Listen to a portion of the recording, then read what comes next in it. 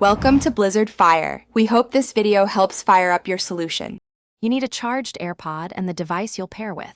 This is non-negotiable. Open the case close to your iPhone or phone and keep the lid open. The device searches automatically. Once you see the animation or Bluetooth prompt, remove only the AirPod you intend to use while leaving the other in the case. This forces the system to treat one AirPod as the active earbud. Make sure Bluetooth is on. Pairing completes faster when you stay within 2 to 3 feet.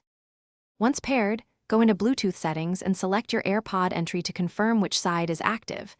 This matters for mic and sensor behavior. If you need stereo channels merged for clarity, enable mono audio in accessibility. This sends both channels to one ear and prevents missing voices. Next, map the gesture you prefer.